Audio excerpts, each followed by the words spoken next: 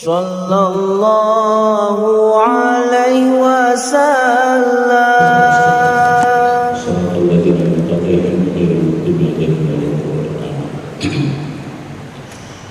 Bismillah, alhamdulillah, salatu wassalamu ala rasulillah nabiyina Muhammad bin Abdullah, la hawla wa la quwwata illa billah, amma ba'du. Rabbi shrah li sadri wa yassir li amri wa hlul 'uqdatam min lisani yafqahu qawli. Rabbana arina al-haqqa haqqan warzuqna ittiba'ah wa arina al-batila batilan warzuqna ijtinabah. Qala Allah ta'ala fi ayatil karim, a'udzu billahi minasyaitonir rajim, bismillahirrahmanirrahim. وهي تجري به في موج كالجبال ونادى له ابنه وكان في معصر يا بني اركب معنا ولا تكن مع الكافرين. قال سآوي إلى الجبل يعصمني من الماء قال لا عاصم اليوم من أمر الله إلا من رحم وحال بينهما الموج فكان من المغرقين. الآيات صدق الله العظيم وصدق رسول الكريم والحمد لله رب العالمين. Yang saya hormati Mama Abaki Haji Rorbahar, Masya Allah, ya, semoga Allah selalu memberikan kesehatan, keberkahan kepada beliau dan keluarganya. Ustaz Heri Sulaiman, Masya Allah. Ada juga Ustaz-Ustaz yang lain, Pak Gubernur, Masya Allah, ya, luar biasa. Bengkulu ya, Bengkulu. Juga jamaah-jamaah yang lain, Ustaz Heri. Ya, beserta Muktamar Farmasi. Ya, selamat datang di Al-Iqra dan mudah-mudahan semua biasa daripada sehat walafiat berkah lahir batin insyaallah, amin ya rabbal alamin. Jadi karena banyak para kiai di sini, apalagi ada bapak saya, jadi saya sedikit saja ya ingin menyampaikan terkait dengan kajian kelompok subuh kita pada pagi hari ini, sedikit saja sebagai pengantar. Ya, banyak yang menyampaikan karena suul ada namanya pematanya ceramah, masa di samping ada paman gitu, di samping guru ini. Ya, hadirin jamaah yang dirahmati Allah Subhanahu wa taala. Saat ini, akhir-akhir ini bencana yang menimpa negara kita ya, wabil khusus di Aceh, Sumatera Utara dan Sumatera Barat dan juga yang lainnya. Ini adalah memberikan sebuah sinyal peringatan kepada kita bahwa alam ini ada pengendalinya, alam ini ada yang mengontrolnya, alam ini ada yang mengaturnya.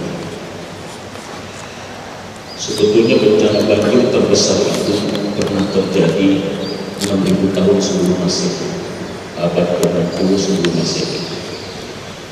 Banjir itu bahkan melanda suatu negara, bahkan merambat kepada negara yang lain. Itu terjadi di Mesopotamia. Mesopotamia itu adalah sebuah wilayah antara Tigris dan Efrat, yang sekarang mungkin menjadi Irak. Banjir itu terjadi pada masa Nabi Muhammad SAW. Itulah banjir terbesar dalam sejarah umat manusia.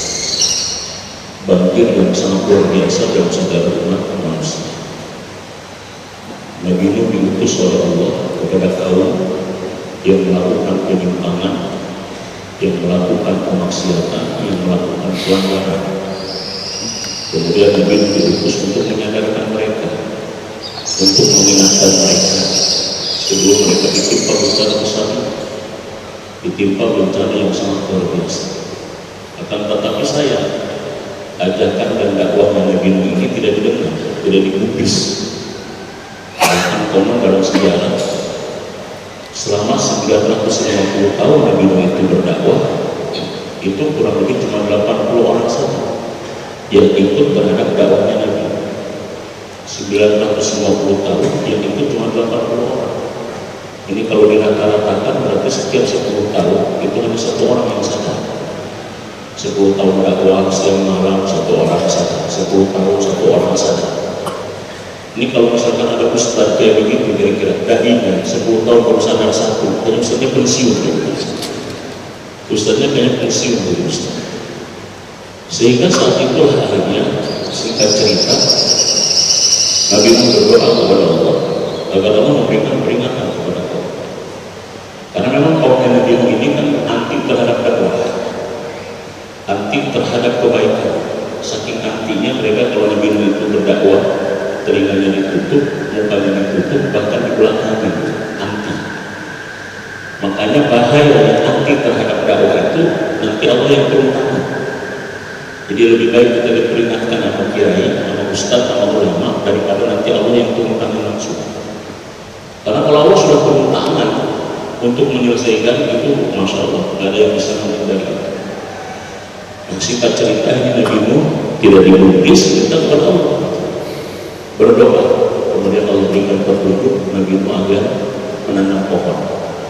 Itu konon dalam tafsir menanam pohonnya itu 150 tahun namanya. Masya Allah. Dari 150 tahun kemudian akhirnya nebang untuk dijadikan sebagai perahu. Jadi Nabi Nuh itu menanam dulu baru nebang. Kalau kita kayaknya nebang dulu, nanamnya kagak. Akhirnya jadilah banjir. Nah singkat ceritanya dibangunlah sebuah kapal besar. Naik ke atas kapal, kemudian Nabi Nuh tengok dari anaknya. Ternyata anaknya nggak ada. Pas begitu akhirnya banjir sudah mulai melanda, kapal sudah mulai akan berlabuh, akan berjalan, berlayar. Nabi Nuh melihat anaknya dari kejauhan. Wa kana fi ma'zilin ya bunayya irkam ma'ana wa la takun al-kafir. Anaknya berada di tempat yang jauh terpencil, jauh dari sana.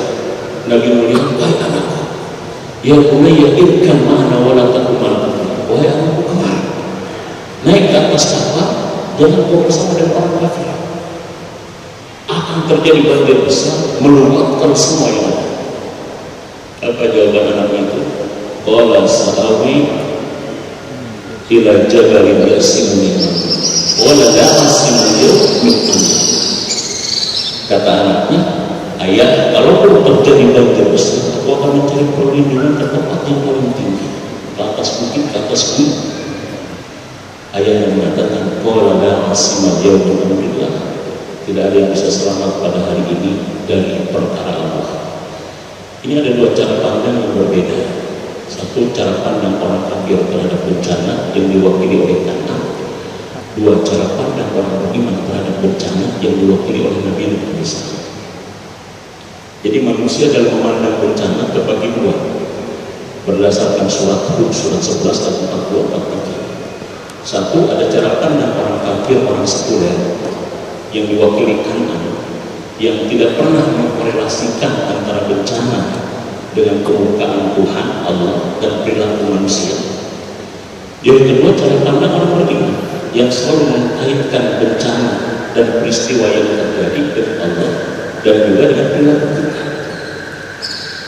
Cara pandang kanan yang mewakili cara pandang orang kafir dan sekuler bahwa bencana alam itu fenomena alam ansih, fenomena alam biasa yang tidak ada korelasinya dengan Tuhan, karena mereka memang anti Tuhan. Tidak ada korelasinya dengan perbuatan manusia.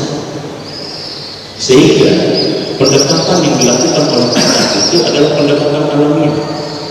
Dia mencari tempat yang tinggi, mencari perlindungan kepada benda, kepada gunung, mencari perlindungan kepada bukit-bukit. Sehingga apa yang terjadi ketika cara pandangnya adalah cara pandang alamiah, bahwa bencana itu hanya fenomena alam biasa yang tidak ada hubungan dengan Tuhan dan perilaku manusia, maka pendekatannya pun tidak jauh dari pendekatan kemanusiaan ansih. Sehingga apa yang terjadi? Memunculkan kesombongan epistemik, seolah-olah ilmunya, seolah-olah logikanya, seolah-olah rasionalitasnya, seolah-olah kemampuannya bisa menyelesaikan itu semua. Tapi apa yang terjadi? Karena itu binasa, dilumat oleh banjir. Tapi Nabi itu mengatakan, la asmal yaum ta'ala. Ini bukan bencana alam biasa, ada korelasi yang kuat, ada hubungan yang kuat antara perilaku salah kita, menyimpang kita dengan kemukaan Tuhan. Sehingga pendekatan Nabi itu adalah pendekatan teologis, pendekatan ketuhanan. Maka Nabi mengatakan, la asimadun illa marhum. Tidak ada yang bisa selamat kecuali Allah yang Maha Penyayang atau orang yang disayangi oleh Allah. Itu kata Imam Qurtubi bisa dua itu. Rahimah. kecuali Allah yang Maha Penyayang, atau kecuali orang yang disayangi Allah. Dia melihat bahwa bencana ini adalah min amrillah, perkara Allah. Ada hubungan yang kuat perilaku menyimpang kita dengan apa? Dengan kemurkaan Allah dan juga alam semesta. Nah, ini cara pandang orang beriman itu harus komprehensif, harus holistik, tidak boleh parsial. Nggak boleh kita itu selalu mengatakan bahwa ketika bencana, ketika apa yang menimpa kita itu adalah semata-mata karena perkara alam biasa. Harus dikaitkan. Kenapa sebabnya? Orang yang memandang bencana alam ada hubungan yang kuat antara perilaku menyimpangnya dengan kemurkaan Allah, akan muncul nanti introspeksi diri, evaluasi diri, reformasi diri. Semakin kawan dan dekat dengan Allah Subhanahu wa Ta'ala, semakin sadar kepada Allah Subhanahu wa Ta'ala. Makanya inna lillahi wa inna ilaihi raji'un. Kita makan kadang-kadang membaca inna lillahi itu kalau orang meninggal malam. Padahal inna lillahi itu kalau dalam beberapa lagu itu mengajarkan tentang konsep tauhid.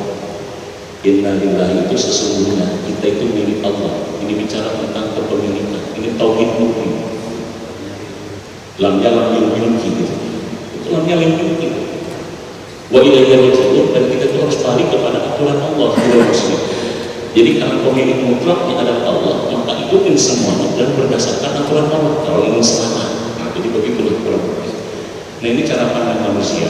Mudah-mudahan kita ini selalu mengkaitkan apa yang terjadi dengan peristiwa-peristiwa kita saat ini ada hubungan dengan kekeliruan kita, penyimpangan kita dengan kemurkaan Allah, dan juga dengan bencana alam yang terjadi. Sehingga nanti muncul introspeksi diri, evaluasi diri, muhasabah diri, dan kita semakin dekat kepada Allah. Dan penyelesaiannya pun kita minta penyelesaian yang dilakukan oleh Allah. Makanya ayat 43, 44-nya itu lebih kata Allah, wahai bumi, wahai langit, tahan airmu. Wahai bumi, telan airmu. Selesai dalam sekejap, padahal banjir terbesar menenggelamkan banyak negara. Nah, harus begitu. Jadi kalau udah Allah intervensi, insya Allah yang sulit jadi mudah, yang berat jadi ringan, yang mustahil pun jadi mungkin. Mudah-mudahan kita termasuk orang-orang yang dirahmati Allah, sehingga kita nanti bisa dibebaskan, diselamatkan oleh Allah. Amin. Jadi itu ya sebagai pembuka ya dalam kesempatan Al-Qasum ini. Di sini ada Ustaz Dery, ada Abang, Ustaz Terlahan kepada Abang untuk melanjutkan ya kajian Al-Qasum ini karena begitu sangat lama sekali ya sebelum ini Al-Qasum ini. Terima kasih. Assalamualaikum warahmatullahi wabarakatuh. Waalaikumsalam.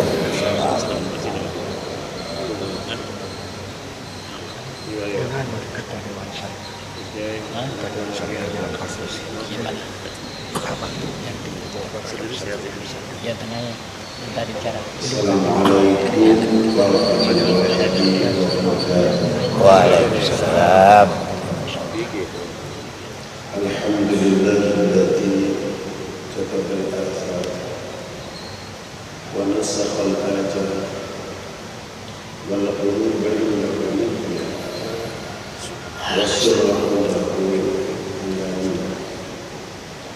al-ahad wal haram al-haram wal din al-sharar wal amn ma'qada ala khalq khalqi wal 'abdu 'abdi wa huwa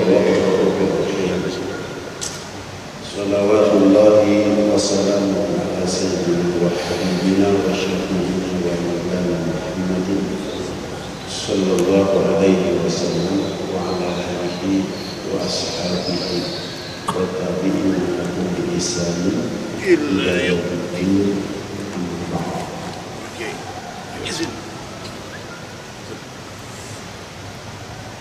Bapak Profesor Kusnan Raibanani selaku Ketua Umum Persaudaraan Muslimin Indonesia beserta seluruh jajaran pengurus yang lain yang hari ini akan mengadakan muktamar yang insya Allah nanti pada jam 4 akan dibuka oleh Menteri Agama Republik Indonesia. Semoga muktamar yang diselenggarakan di tempat yang penuh berkah ini, az-zikra, Allah Subhanahu wa Ta'ala turunkan keberkahan kepada umat, sehingga dapat mengangkat pemimpin yang betul-betul diharapkan oleh umat, masyarakat, bangsa, negara, terutama oleh agama kita, agama Islam. Ketua Yayasan Al-Dhikra, Ketua DKM Al-Dhikra, ada sahabat abah tercinta Bunda Akhir, Ustaz dari Nur, ini ketemunya di event-event nasional, kemarin ketemu di Jakarta waktu aksi Palestina. Dan alhamdulillah bisa ketemu di sini. Kiai Hadi Sukromakmu ini ponakan apa? Tapi ilmunya lebih tinggi dari apa? Beliau sedang menyusun tesis apa skripsi? Disertasi. Insya Allah sebentar lagi beliau jadi dokter. Doakan semoga disertasinya dimudahkan. Amin. Sehingga Allah Subhanahu wa Ta'ala mudahkan untuk sampai ke gelar dokter. Ini datang dari kampung sama-sama dengan abah di Sadek.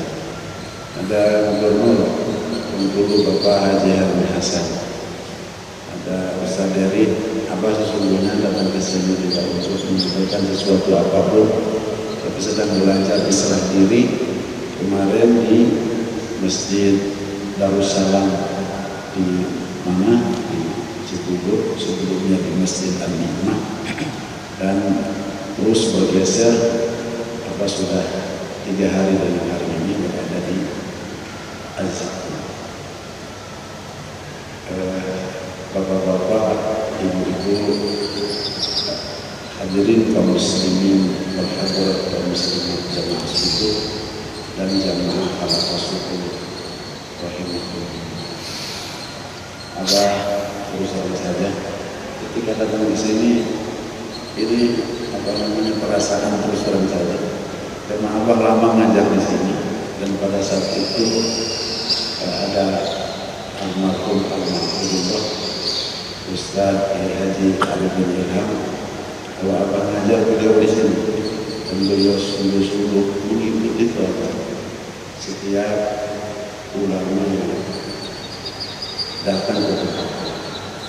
Bahkan walaupun pada saat itu tugasnya beliau, tapi ketika ada tamu beliau serahkan tamu.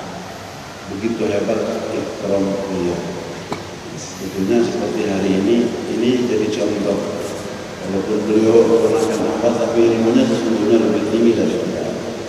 Tapi beliau memberikan kepercayaan kepada orang yang mungkin kalau abah dari sisi ilmu lebih tinggi beliau, akan tetapi dari sisi umur mungkin abah lebih tua dari beliau. Abahnya sudah 73 tahun. Oke, Ustaz, ini 40 setengahnya dari apa? Hadisnya jelas dalam Al-Quran. Hadisnya jelas disampaikan oleh Rasulullah SAW. La yasamina man lam yarham saghirana wa yuwaqqir kabirana. Bukan tergolong umatku, bukan tergolong umat Islam orang yang tidak menyayangi lebih kecil dan menghormati yang lebih tua. Ini bukan karena apa, andai bukan karena apa bisa, tapi beliau sedang melaksanakan sebuah hadis baginda Rasulullah Sallallahu Alaihi Wasallam. Bapak Ibu sekalian yang dirahmati oleh Allah Subhanahu Wa Taala, suatu ketika Rasulullah Sallallahu Alaihi Wasallam berada di hadapan para sahabat radhiyallahu anhu yang pada saat menyampaikan hadis kepada para sahabat radhiyallahu anhu, mukanya berbeda dengan biasanya, seperti ada sesuatu yang sedang dikhawatirkan. Kemudian beliau menyampaikan, menggambarkan antara kehidupan dunia dengan kehidupan akhirat, dengan seolah-olah menyelupkan telunjuknya ke tengah-tengah laut, ke tengah-tengah samudra. Dan beliau menyampaikan air yang ada di ujung telunjuk itulah gambaran dunia dan gambaran kehidupan.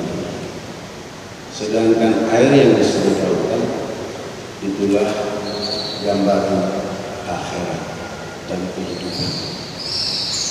Kemudian mafhum muwafaqah, ada mafhum mukhalafat, ada mafhum muwafaqah. Mafhum muwafaqah dari hadis. Demikian andai seluruh orang yang pernah mendapatkan kebahagiaan, kesenangan di alam dunia dikumpulkan menjadi satu, sejak Nabi Adam alaihissalam sampai dengan manusia yang terakhir lahir,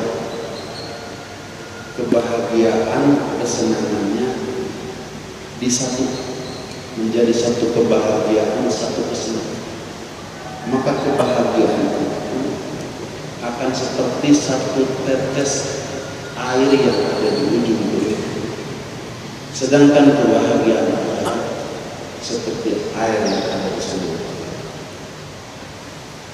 Kemudian mafhum berikutnya, andai orang yang pernah mendapatkan penderitaan, kesusahan, kesakitan,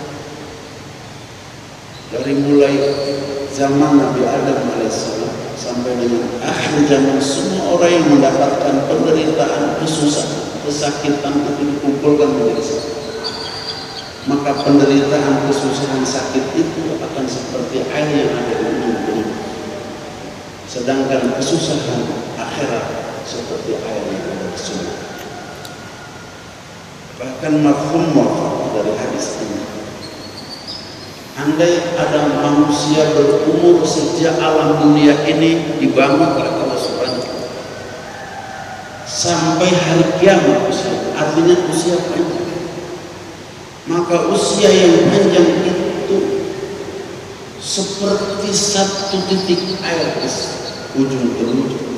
Sedangkan usia akhirat adalah seperti air yang ada di seluruh. Bahkan lebih jauh daripada itu.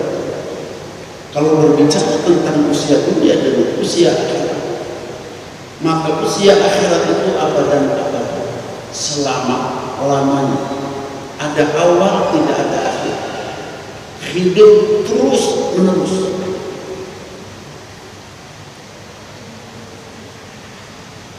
Itulah jawaban. Apakah lagi Rasulullah Shallallahu Alaihi Wasallam bersabda dalam salah satu hadis, "A'malu ummati baina sittina aw sab'ina." Usia umur umat baina sittina aw sab'ina, antara 60-70 tahun saja. Setelah 60-70 tahun kurang lebih sedikit, inna lillahi wa inna ilaihi raji'un.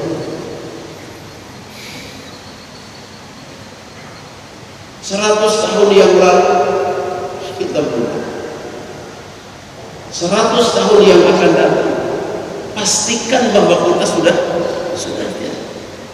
Tidak ada di sini yang usianya 100 tahun. 60 tahun sudah inna lillahi wa inna ilaihi, 70 tahun inna lillahi wa inna ilaihi. Almarhum Haji Muhammad Arifin Ilham usianya sangat muda, berapa? 49. Karena beliau sudah cukup amal diambil oleh Allah Subhanahu wa Ta'ala. Kita masih diberikan kesempatan hidup oleh Allah Subhanahu wa Ta'ala. Allah tahu kepada kita Kita belum cukup ahad, belum cukup. Allah. Nenek kakek kita sudah, ibu bapak kita sudah. Kemarin diumumkan innalillahi wa inna ilaihi, tetangga kita sudah. Besok yang diumumkan innalillahi wa inna ilaihi raji'un, tinggal menunggu giliran. Allah Subhanahu wa taala berfirman dalam Al-Qur'an, "A'udzu billahi minasyaitonir rajim. Kullu nafsin dha'iqatul maut." Saya belajar dengan orang tua saya. Dha'iqatul maut itu merasakan penderitaannya secara dha'iq. Merasakan penderitaan sakaratul maut. Jadi setiap yang bernapas akan merasakan penderitaan sakaratul maut. Memang seperti apa penderitaan sakaratul maut itu? Nabi Idris alaihissalam pernah didatangi seorang tamu. Ternyata tamu itu adalah malaikat menyerupai seorang laki-laki. Nabi Idris ini pendakwah. Tidak ada manusia yang ada di kampungnya, di wilayahnya, kecuali dikenal oleh dia, karena beliau dakwah. Gunung didaki, lembah dituruti, lautan diseberang. Tidak ada laki-laki yang tidak dikenal oleh dia. Tapi tamu ini wajahnya tidak dikenal. Kemudian mengaku, "Man anta?" "Ana malaikat." Saya adalah malaikat. Karena kasat mata di mata Nabi Idris alaihissalam ini adalah seorang laki-laki. Tentu Nabi Idris ingin tahu betul bahwa tamunya itu adalah malaikat. Maka dicoba oleh Nabi Idris alaihissalam, kalau betul engkau malaikat, cabut ruhku sebentar. Tapi tolong setelah engkau cabut, masukkan kami ke dalam jasad. Ini cerita klasik. Kemudian kata malaikat yang menyerupai seorang laki-laki, "Saya tidak berkuasa menyebut ruh siapa, apalagi mencabut ruh orang yang dimuliakan oleh Allah Subhanahu wa taala. Hatta mencabut ruh saya tersebut tanpa izin Allah Subhanahu wa taala." Jadi ketika engkau minta dicabut ruh, maka aku akan izin kepada Allah Subhanahu. Apakah engkau boleh atau tidak, apalagi bahwa engkau setelah dicabut ruh pengen dimasukkan ke. Kata Nabi Idris, silakan engkau izin kepada Allah. Maka berangkat malaikat maut berjumpa dengan Allah, menyampaikan ceritanya. Kemudian karena engkau sering menyebut Iblis di hadapan para malaikat, sehingga ketika aku mencabut ruh tetangganya Idris alaihissalam, aku mampu. Karena engkau sering sebut-sebut namanya, engkau masyhurkan namanya di tengah-tengah para malaikat, berarti orang ini adalah orang hebat. Dan aku ingin silaturahmi kepada Nabi Idris alaihissalam. Akan tetapi ketika aku bersilaturahmi, dia punya kehendaknya ingin dicabut ruh, kemudian ruhnya itu dikembalikan. Apa kata Allah Subhanahu wa taala? Al-Quran menjelaskan, "Wa kana Idrisa siddiqan nabi." Kesananya Idris adalah orang soleh. Kata Allah Subhanahu wa taala, "Aku ciptakan alam dunia ini untuk orang soleh. Andal ardo yarisuha ibadiyas soleh." Sesungguhnya bumi ini aku wariskan untuk orang-orang soleh.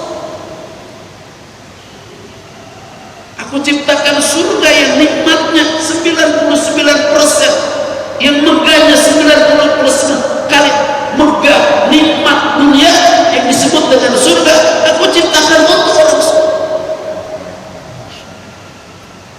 Hanya ingin dicabut,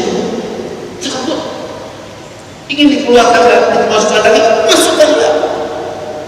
Wallahu yatawalla salihin. Allah ini wali buat orang-orang soleh.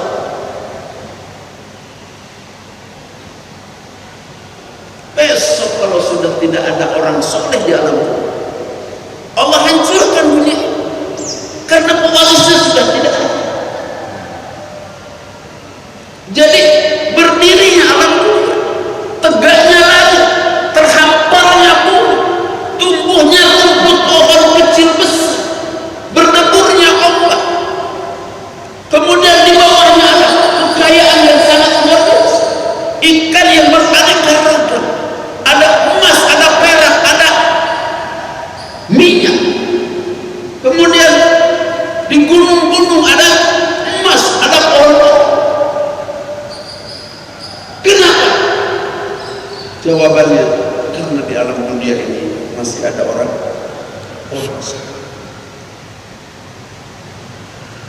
tapi manakala sudah mulai terkikis kesolehan umat saat ini, maka Allah juga kikis alam. Jadi tidak ada kejadian tsunami, kejadian gempa, kejadian apa saja di alam dunia berkaitan dengan peristiwa. Kaitannya sangat-sangat erat terhubung dengan peristiwa amal umat manusia. Sebuah hadis qudsi disampaikan oleh Rasulullah, "Inilah ahammu bi adabillah."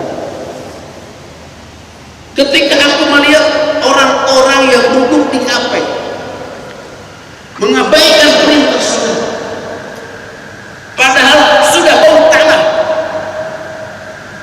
Makanya kenapa di promosi ajak tidak muktamar di hotel. Kasihan kiai-kiai disuruh maksiat. Allah. Kemarin abah muktamar di sana, sebelah kiai-kiai, sebelah diskotik. Allah. Yang datang celana pendek, dilihat sana nggak dilihat.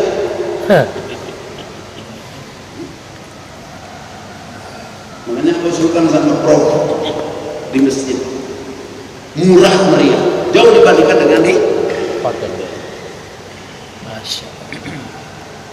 kata Allah Subhanahu wa Ta'ala, aku sungguh ingin cabut gunung, aku sungguh ingin lempar mereka, biar ada beribadah dan ada kepada hamba-hamba. Dan tapi diteruskan hadis kursi tersebut, fa'andur ila umaril masajid fayasqulu fadl. Akan tetapi ketika aku melihat masih ada sekelompok kecil yang memakmurkan masjid, ada yang bawa kompor, ada yang bawa ini, kata orang jamaah tabligh, enggak, buat siapa saja yang memakmurkan masjid maka payas kunugodo kata Allah, reda marah. Jadi semuanya peristiwa tsunami, gempa bumi, ini hubungannya dengan amal manusia. Dulu disampaikan ada peristiwa besar,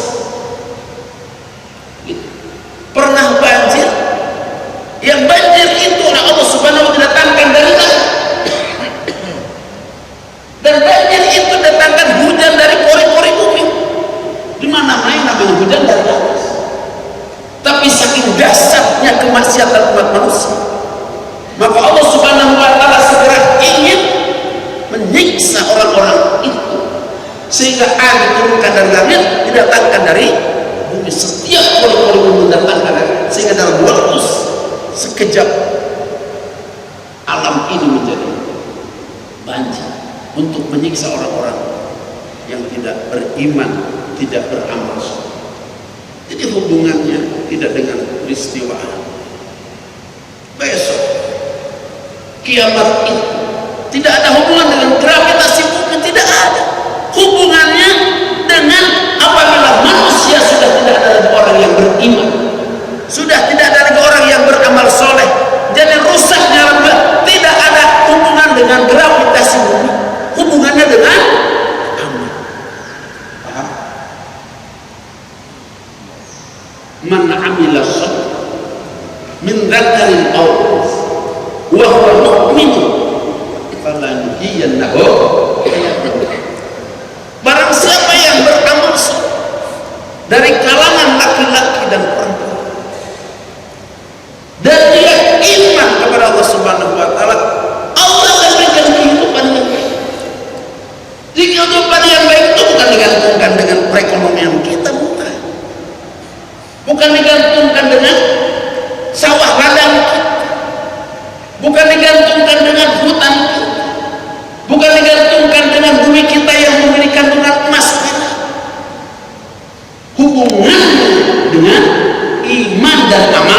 amal soleh.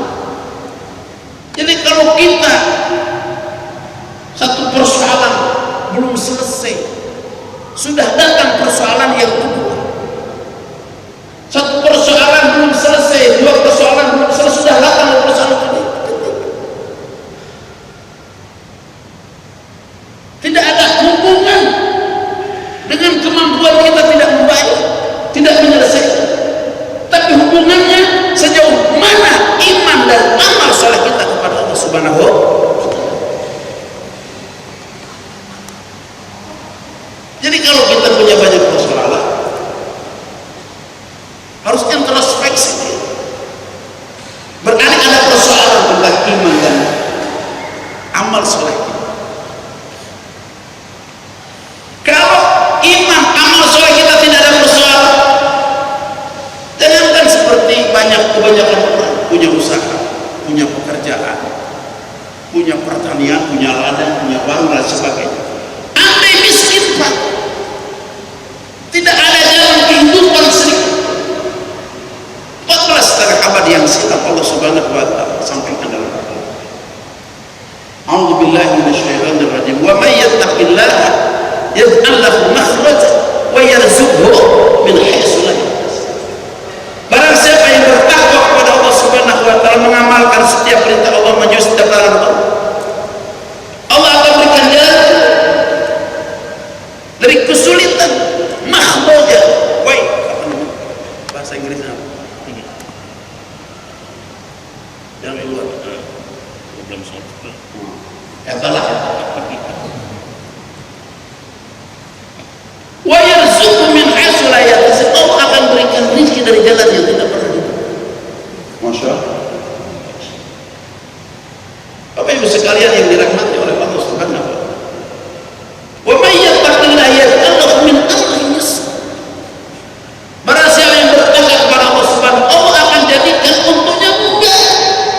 Semua urusan mudah, pribadi mudah, rumah tangga mudah, perdagangannya mudah, jabatannya dipermudah Allah Subhanahu wa Ta'ala. Kalau peka dalam kehidupan dan datang, kalau hari ini kita punya kesulitan, berarti takwa kita ada problem terhadap Allah Subhanahu wa Ta'ala.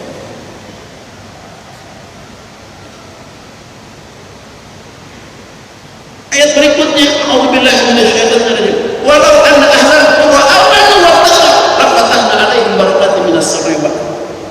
Manakala penduduk sebuah kampung, sebuah desa, sebuah kecamatan, sebuah kota kabupaten, sebuah provinsi, sebuah negara, amanu mereka beriman, wattaqaw mereka bertakwa kepada Allah Subhanahu wa Ta'ala, lafatahna 'alaihim barakatin minas samai wal ardh.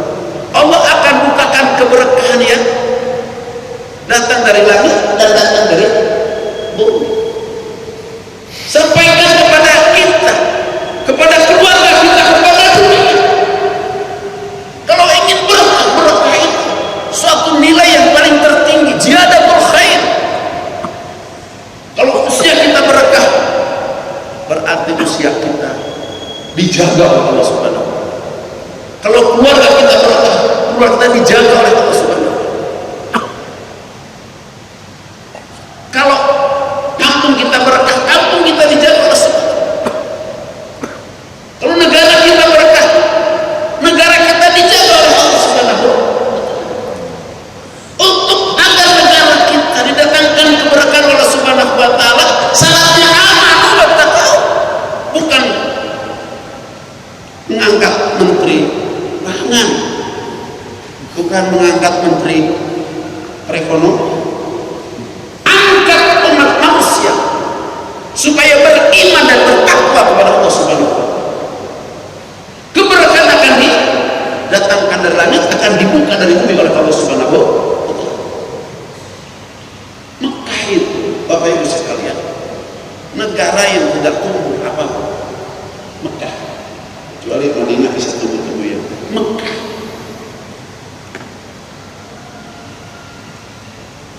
Jangankan pohon yang ada di Indonesia, pohon kurma aja di Mekah kan tumbuh karena batu. Kalau ada pohon di Mekah sekarang, itu diambil tanahnya dari Thailand, dari Indonesia. Artinya enggak tumbuh apa. Di Indonesia ini apa yang tidak tumbuh? Semuanya tumbuh. Tapi kita ingin makan ingin makan buah yang bagus, enggak ada. Karena buah-buah yang bagus di seluruh negara dikirim ke karena ada doa Nabi Ibrahim alaihissalam, Rabbana inni askantu min zuriyati biwadin ghairi dzil zar'in inda baitikal muharram Rabbana liyuqimus. Aku letakkan keluargaku Hajar dan Ismail biwadin ghairi, dalam satu lembah, air tidak ada tumbuh, tidak ada kehidupan, tidak ada air, tidak ada makanan, tidak ada. Tetapi ditunjuk di tengah doa itu, liyuqimus shalah, jadikan tempat ini untuk mendirikan sholat, untuk iman takwa kepada Allah Subhanahu wa taala. Ketika iman dan takwa, warzuqhum minats tsamarati la'allahum, maka rezekikan dari samarat. Nabi Ibrahim tidak berdoa tumbuhkan pohon-pohon teh seperti orang yang bisa menumbuhkan pohon-pohon ingin buah. Pohon-pohon ditumbuhkan, buah-buah tidak ditumbuhkan, karena yang bagus-bagus dibawa ke Mekah, pentil-pentil yang pahit-pahit, yang jelek-jelek dijual di Indonesia. Masya Allah. Jadi ini doa Nabi, doa hebat. Walaupun di sana tidak ada pohon-pohonan, tapi kalau tempat itu didirikan dengan dasar iman kepada Allah Subhanahu wa taala, Allah datangkan rezeki dari money changer yang paling banyak itu di Makkah. Coba, ada berapa sudah habis apa? Ini sebenarnya materinya masih panjang, apa kangen sama almarhum Bapak Ibu sekalian yang dirahmati oleh Allah Subhanahu wa taala. Kata Allah Subhanahu, Idris ini adalah orang yang saleh. Takut apa keinginan?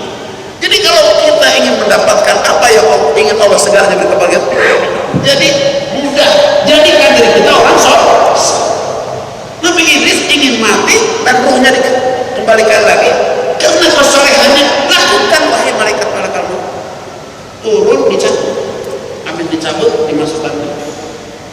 Tapi usai dimasukkan lagi, Nabi Idris wajahnya biru kehitaman, sikapnya seperti sedang menghadapi problem yang sangat besar, sehingga malaikat bertanya, tadi waktu jumpa begitu riang, begitu ceria wajah, tapi kenapa usai dicabut, kemudian dicabut, di ruh itu dimasukkan kembali, kenapa ini wajahnya menjadi biru menghitam, dan dia tertunduk seperti sedang menghadapi problem yang sangat besar.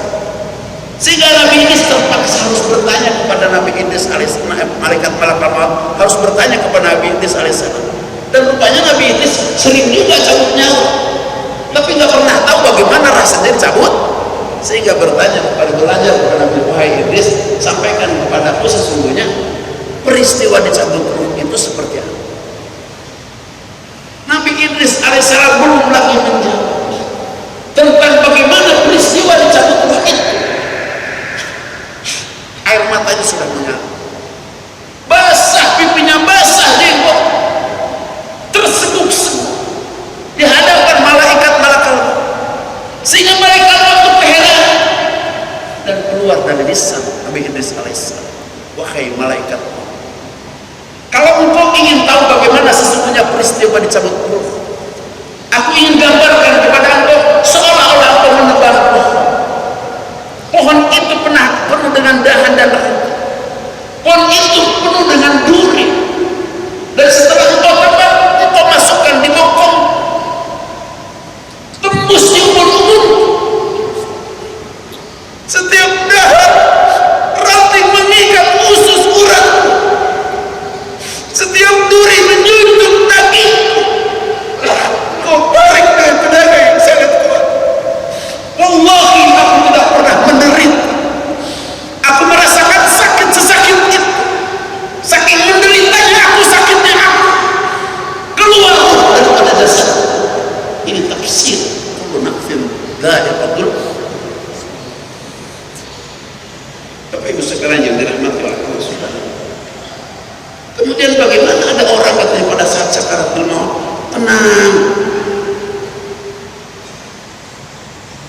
Bapak Ibu sekalian,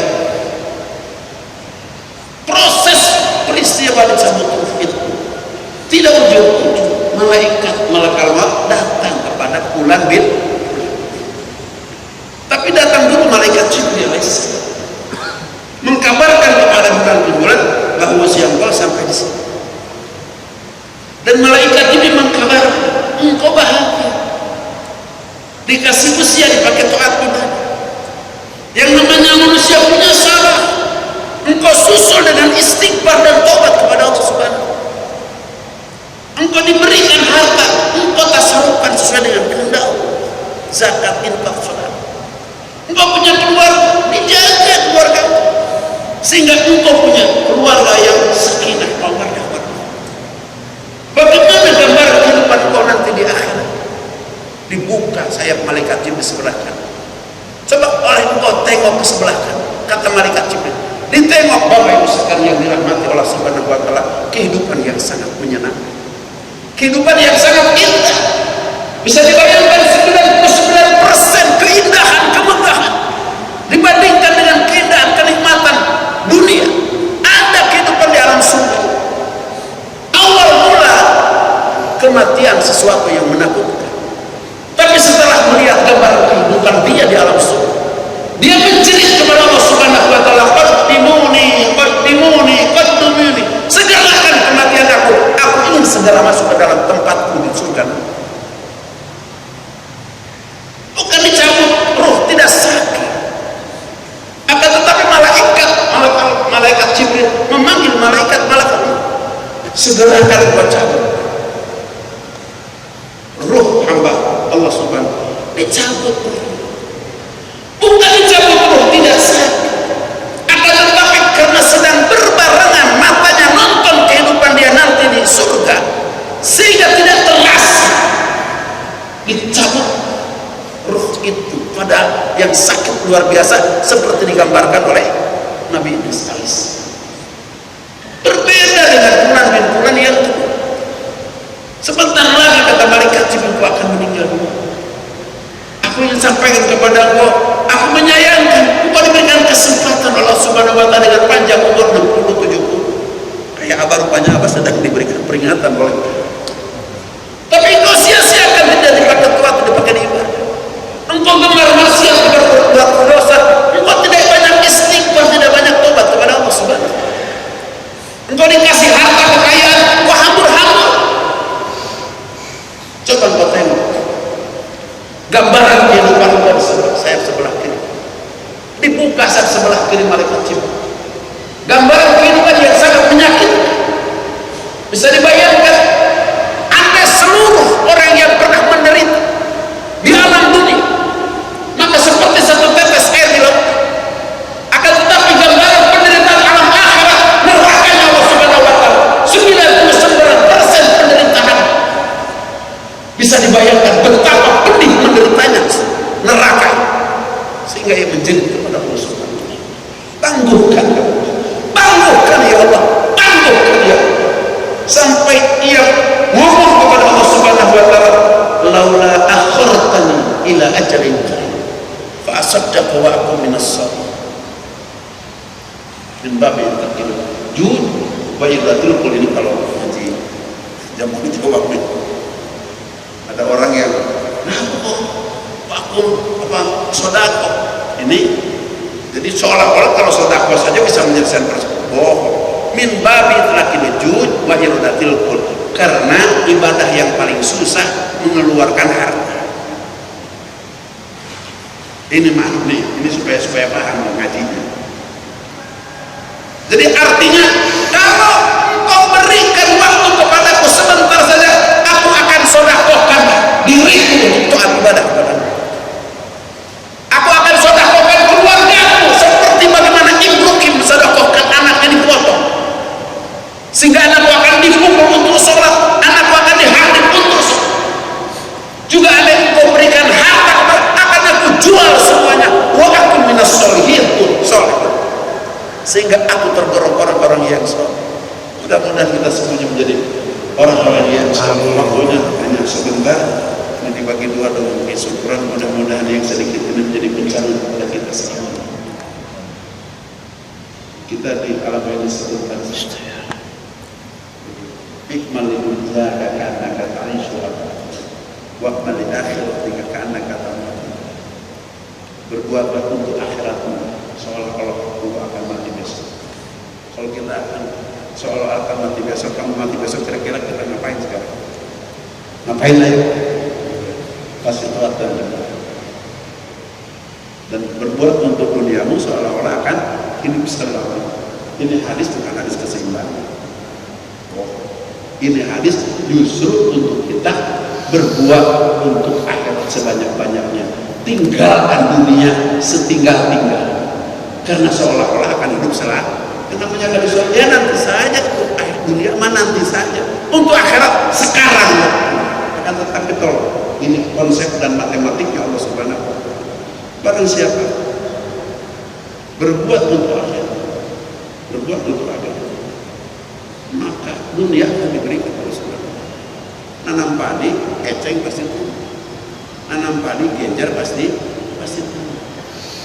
Dunia itu kalau dikejar, tapi dunia kalau ditinggalkan kita mengejar akhirat, ikut.